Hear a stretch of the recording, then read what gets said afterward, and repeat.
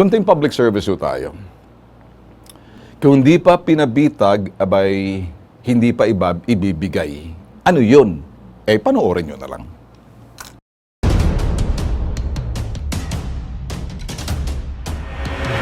Hindi niya lang binalikan yung passport Hindi niya niya. binalikan Pero eh. pwede siya Bumalik ako dito November 11. Sir, yung second medical was by choice. By choice, by who? By choice niya. Tsaka, pinapili ka ba magpamedikal o ano? Sir, Ang baliktad nangyayari ngayon, kami yung iniimbestigahan nyo eh. Ibabalik ba yung passport ngayon? Hindi.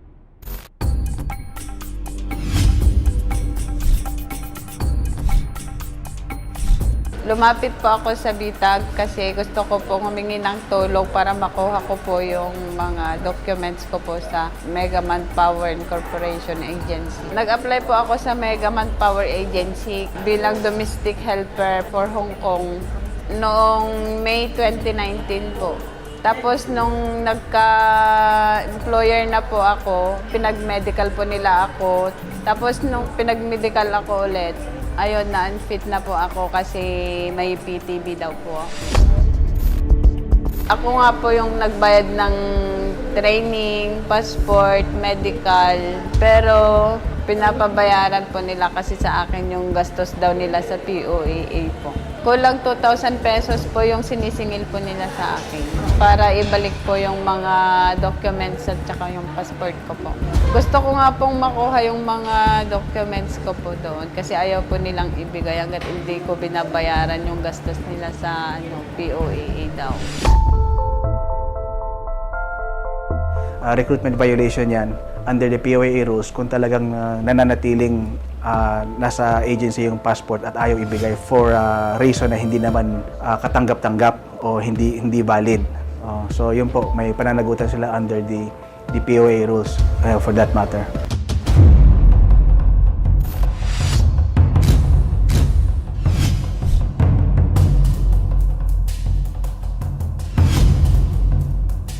Pupuntahan po natin yung nasabing agency na nag-hold sa yung passport. Kasama ang ating bitag.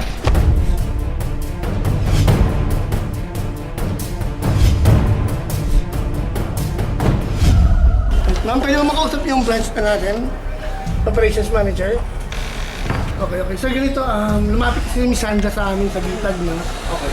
Regarding dun sa passport niya, kasi since na-unfit to work siya, so gusto niya bawiin yung passport niya. So, sir, may sinisingil daw po kayo? Wala. So, sir, kaya niya ibigay yung passport niya ngayon.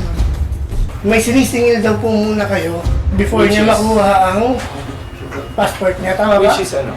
yung gastos niya daw po sa POAA, sir. Yung sa OEC daw po, sir, sabi nung papa mo. Kasi Ano? siya yung nakausap ko nung pumunta pa ko dito. Okay. Sino man sabi sa'yo na kailangan magbayad ng ano? Sino man sabi? Yung tatay niya po. Yung tatay mo. First, so we clarified from POE, wala po kailangan bayaran yung, especially pag Hong Kong Sir, applicant. Sir, kahit pumupunta siya sa POE, na-process yung OEC Yes, I niya. know. Ito yung babayaran niya. Ba't siya? Dapat supposed to be agency yan. Agency. Oo, hindi siya. So wala na question doon. Wala silang babayaran sa inyo. Kung hindi siya tuloy, bakit nyo siya pinag-push through? Pinagpirman niyo sila ng kontrata, binaran niyo siya ng ticket, nga hindi pa siya cleared sa medical niya. Sir. Ano yung fault yun? Clarify ko lang first of all, yung unang medical niya nag-fit to work. Yes, oo. Yung second medical, wala tong sapilitan na may letter siyang ginawa dyan. Ngayon, nag-unfit. Sir, para saan yung second medical? How come na pinush through niya yung application without Kasi having... fit to work yung tao Oh, yeah, what happened? Ba't kailangan ng pangalawang ano? Ito pa, sir, Kung hindi, wait lang. Hindi, sir, yung second medical was by choice. By choice, by who? By choice niya. Tsaka, pinapili ka ba magpamedikal o Hindi ano? po, sir. Ang sabi Sabi ko mo, lang medical ako ka. na magpa-medical ka na ate kasi mag-flight ka na sa ganito, ganyan. Kaya kanino galing yung referral, sir? Ng medical? Sa amin. O, so ito eh. Galing sa inyo. Hindi niya option yun. Hindi niya lang binalikan yung passport Hindi niya niya. binalikan Pero eh. pwede siya Bumalik bumalik ako dito November 11. Huwag kang magsinungaling. Hindi ako nagsisinungaling ate. Sinungaling ka. Bibigay namin sa'yo ang passport Alam mo mo, anytime. Tapusin na natin to. Ibabalik ba yung passport ngayon? Hindi. Ibabalik. O, ibabalik. O, tapos ang usapan. O, sige. Ngayon, ngayon nyo lang ibalik kasi may mga kasama na ako. Hindi. Pinagbabayaran nyo yan. Ba't ko babayaran yan? Mas malaki yung gastos ko sa Sir, inyo. ipapagawa ko na yung Yun na. back out Yun ng na. documents na to kasi wala namang problema yung back out to eh. Pero gusto ko lang i-clarify since we're being documented. Sandra, pasensya ka na kasi maraming tao nagdadaan dito. Baka lang, pumunta ka dito, hindi ka naasikaso, hindi ko alam. Pero, Sir, kausap ko noon, pumunta po ako dito kasi hindi na nga po ako makapag-flight po na. Kausap ko ba yung tatay mo po? Yun po yung sabi niya sa akin. Baka naman di po kayo babayaran. kasi wala naman ako dun eh. So, there could have been a misunderstanding possible. Ngayon, ang sinasabi ko na sa'yo ngayon, wala ka namang dapat babayaran, ibabalik namin sa'yo. Sandra, ito na yung passport, ito na lahat ng documents na hinihingi mo, hindi kami naningil, wala kami sinisingil. Sa lahat ng mga OFW, pagka household work, wala talaga kami sinisingil because that's the rule of the POEA, that's what we follow. Ako po yung nagpapasalamat sa Bitag sa pagtulong po sa akin sa pagkuha sa passport ko po sa Mega Manpower Agency. Ngayon po ay makakauwi na po ako sa aming probinsya po. Mananagot po yung agency dyan o yung agent. Hindi naman pwedeng ganun ang solusyon ng agency na i-hold yung passport. The passport must be given or must be possessed at all times by the person issued by the government ng passport. So hindi ho ganun ang so hindi ho pwede rin ganun na ang maging reason ng agency. I don't see any valid reason na dapat nilang i-hold yan. May paraan po para ma-address yung mga concerns ng agency at hindi po yun sa i-hold yung passport kasi hindi naman nila yan possession to begin with. It's not their property.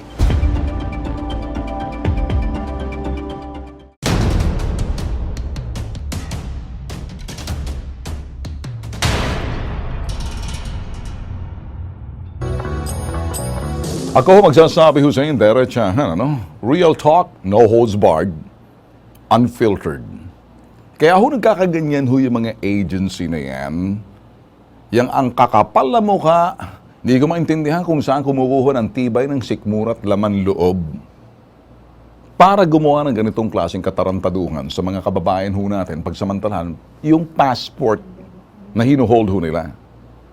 Alam ho to ng itong POEA. Alam ho ng POEA mga ito, especially itong mga nag-hold ng mga passport, mga accredited members ho to ng POEA. Ang problema ho sa POEA, duwag. Pag nalaman ho nila, hindi ho sila sumasama, mabuti pa ho yung police, mabuti pa ho yung mga barangay, sumasama ho sa amin para kumprontahin itong mga agency na to. May iba nakikipagsubukan, alam niyo ho bakit? Kasi mga agency na to, may stakeholders ho, iba sa kanila mga politiko, mga kongresista, pamilya ng kongresista. Kaya parang ang kakapal at ang titibay nito, hindi pa kayo nasasampulan ng bitag. Kamakailan, the other day, nagmamagaling ho nakikipag pa yung pagpaparepatriate. Marami kami ho nagsasabi rito, manawagan namin sa POEA, sana makarating ito sa iyo, Ulalia, makinig ka. Ayokong sabihin mga inutil kayo, pero ganun na rin.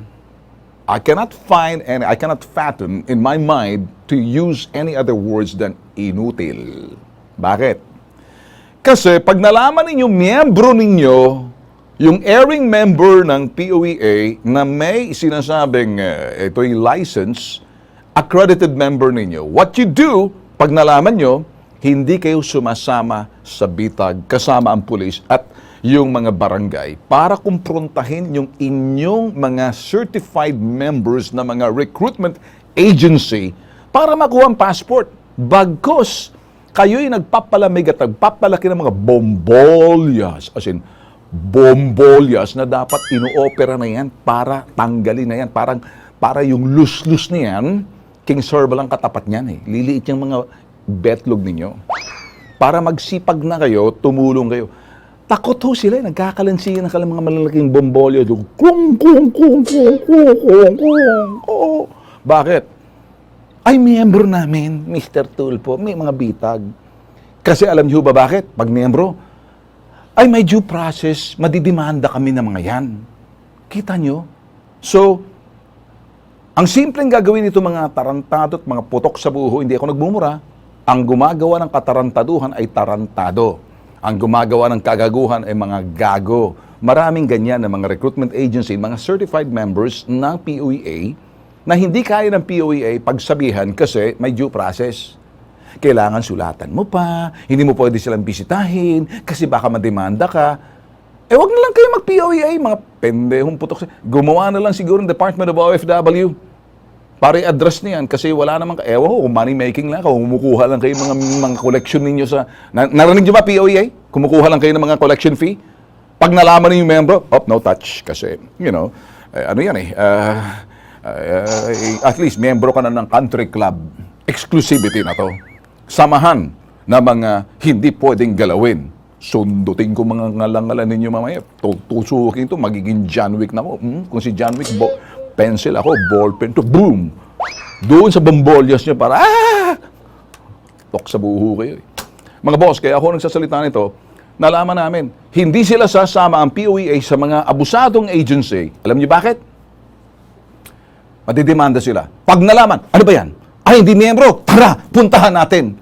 Anak kayo ng tipaklong. Paano nalaman ng mga hindi miyembro? Di, lahat na lang magpaligal, wala na tayong mahuhuli. Lahat magiging abusado. Gets mo, Olalia? Secretary Belio, are you listening? Department of Labor. Kasi may instruction daw na hindi po pwedeng bisitahin hanggat hindi makakuha sa DOLE.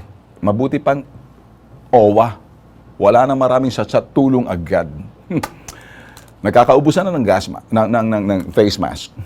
Kaya sa POEA, pag hindi kayo tumigil, kayong unang casualty. Sana mawala. Kung hindi kayo titigil niyan, hindi lang yung inyong, pati inyong mga bombolis magkaka-coronavirus niyan.